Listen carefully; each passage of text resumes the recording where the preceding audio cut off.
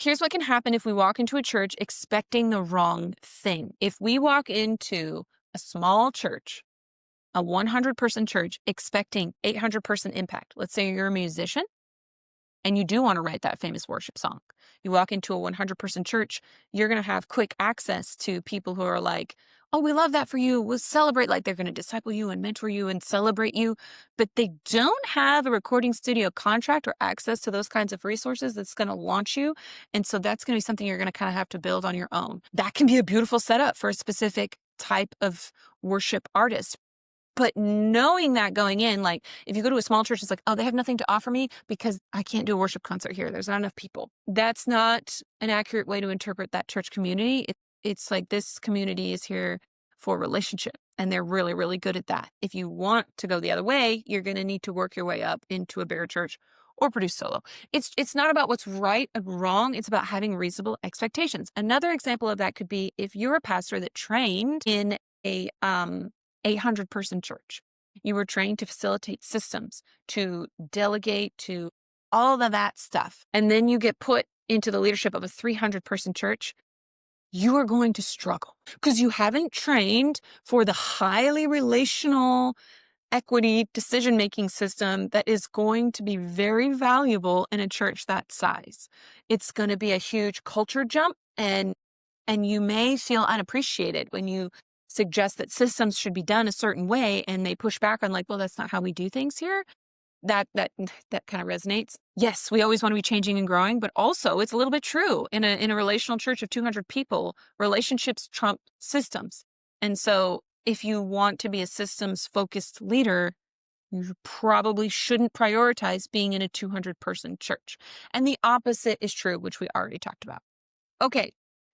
Another wonderful thing about all the different church sizes is each one sort of has a different mission, a different target. So if you're on a leadership team of a church, take a look at how many people are in your church and consider what the mission God might have for your church is. Are you a 1,000 plus person church? Then you need to be casting vision for more than just your church. Are you a 100-person church? Then we need to be figuring out how to have dinner together on a regular basis. Are you in the 200 to 400 category? Let's embrace our awkward teenageness and not get down on that. And like, let's get messy, make mistakes, try something new. A big thing that can happen in the 200 to 400 is do we split to two services? Knowing that Timothy Keller says that when you split into two services, it's a solution for this size group, but you're essentially breaking into two small churches.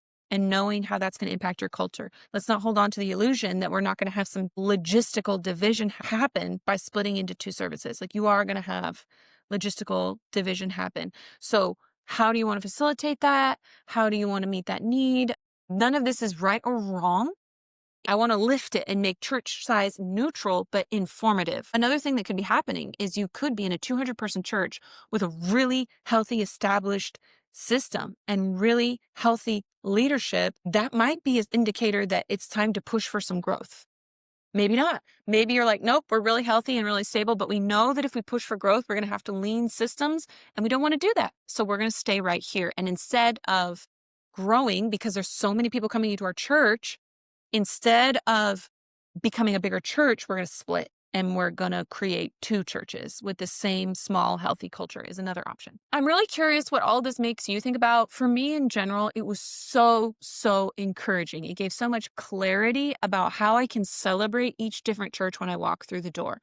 How can I celebrate what they're doing and not compare that one is better than the other? When I'm a part of big churches, it's like, yep, you're casting vision. That's awesome. When I'm part of small churches, I'm like, we're having casserole potlucks. That is success. They're both succeeding and it just looks very different and we need everyone. So let me know what you think about this. Let me know your thoughts on it and potentially any other research you've done on this topic. I'm very interested by it.